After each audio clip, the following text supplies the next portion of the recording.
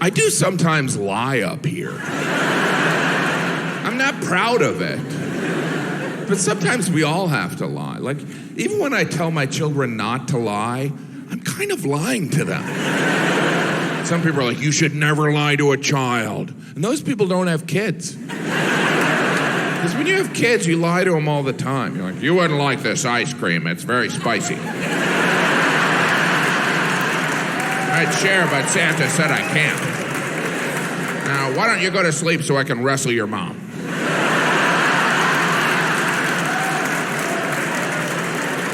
I'm not encouraging lying. I'm just saying there are times when you need to, right?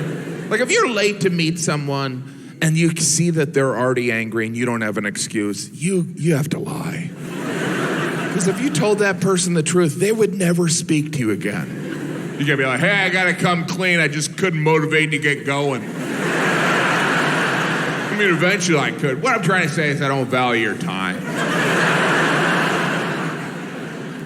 I've identified there are 2 times when it's socially acceptable to lie. To spare someone's feelings, it's okay to lie. It's also okay to lie to cover up a murder. Allow me to explain. When we discover someone's a murderer, we also learn they've done some fibbing. But we tend to focus on the murder part. You never hear, I'm angry he killed that guy, but frankly, I'm more upset about the lying. It's the dishonesty that bothers me. Some trust has been broken. Speaking of lying murderers, I watch a lot of Dateline. I don't want to brag. Some other winners out there.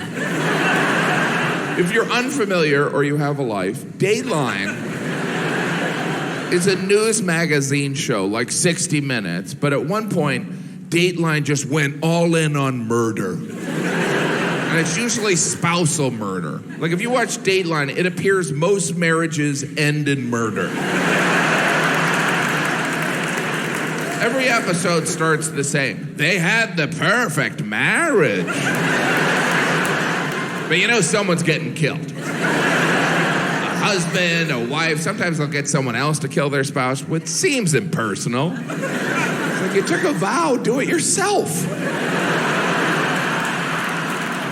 Anyway, I was watching this one episode of Dateline about this guy who murdered his wife. It was gruesome. I was watching with my wife on our anniversary.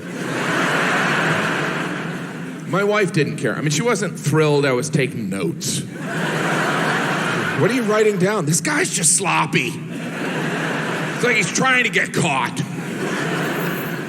If anything, this guy's plan was foolproof. What he did on his anniversary is he threw a party for him and his wife, and they invited all their friends so that they could see how happy they were.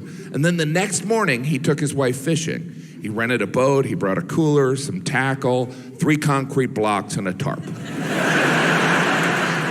You know, for fishing. And he would have gotten away with the whole thing. But 3 months after his wife disappeared at sea, he got engaged to a stripper, which is kind of suspicious. And to celebrate their engagement, they dropped acid, as tradition would have. And while tripping on acid, he admitted the whole thing to his fiancée. And she turned him in because she didn't appreciate the dishonesty.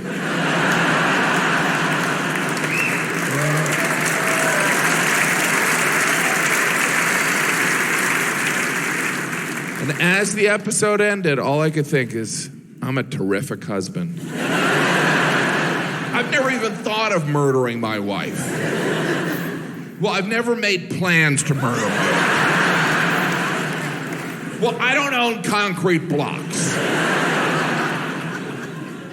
I can see some of you are like, Jim, I don't like the murder jokes. I don't like them. But wouldn't it be great if in a week you learned I was a murderer? Because then you could brag. You could be like, oh my gosh, we were at the taping for his special. And he had all these jokes on murder. Were they good? Not really, no. He was better at murder than comedy.